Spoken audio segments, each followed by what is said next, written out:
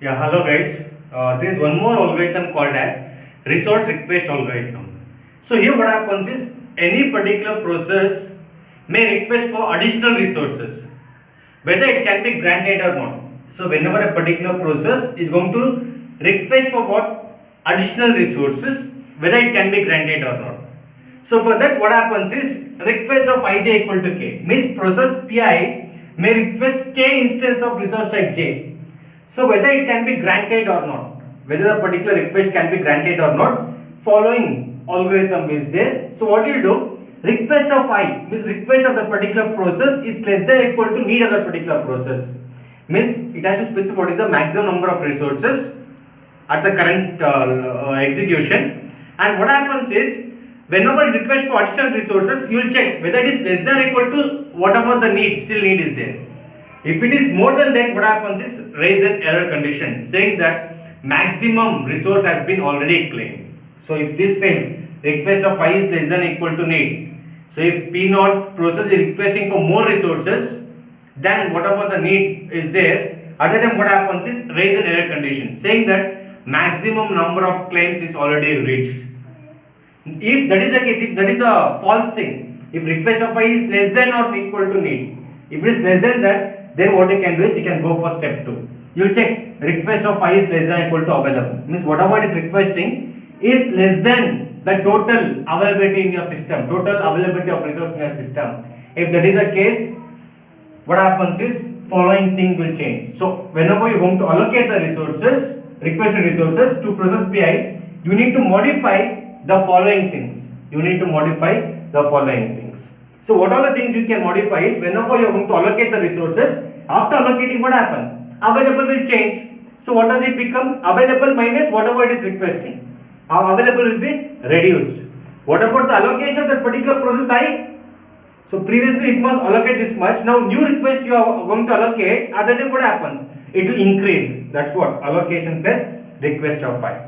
What about the need? Previous need was this much and still extra resources has been allocating. So whenever that is the case, what happens? Need will be reduced. So need of I minus request of I.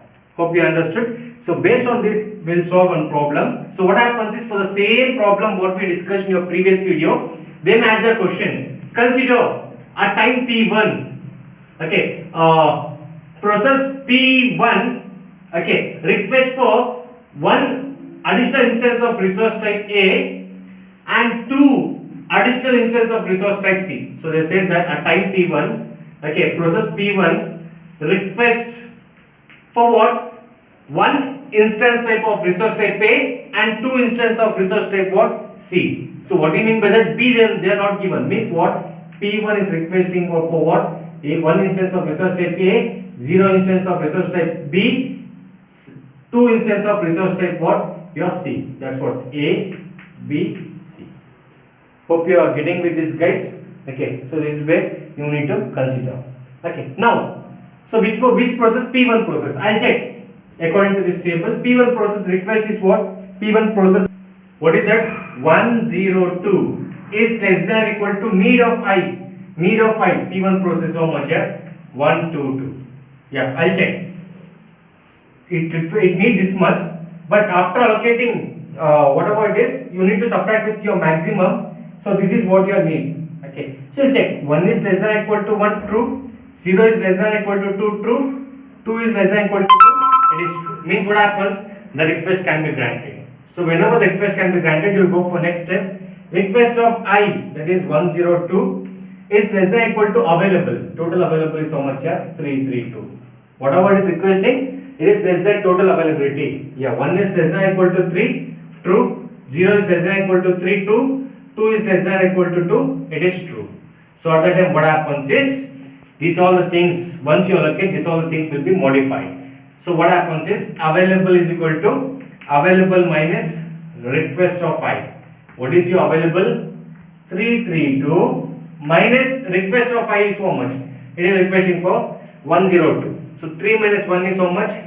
It is 2. 3 minus 0 is 3. 2 minus 2 is what here? 0. The new available is how much here? It is 230. Hope you are getting, guys. Okay, next.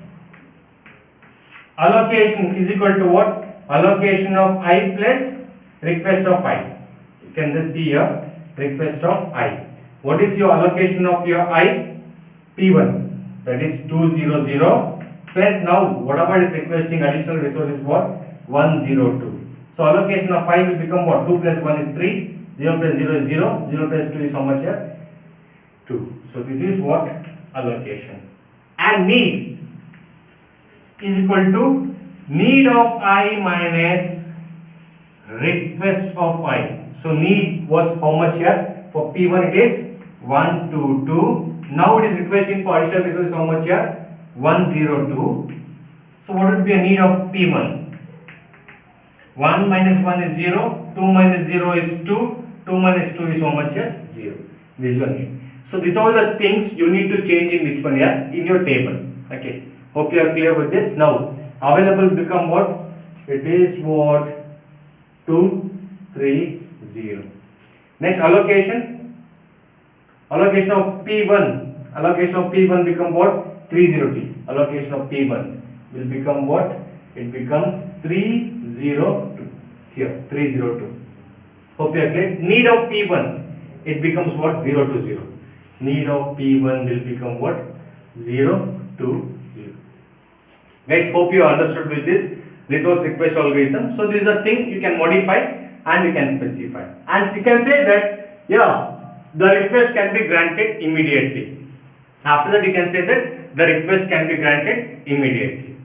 Hope you understood, guys. So this is one more algorithm called as resource request algorithm.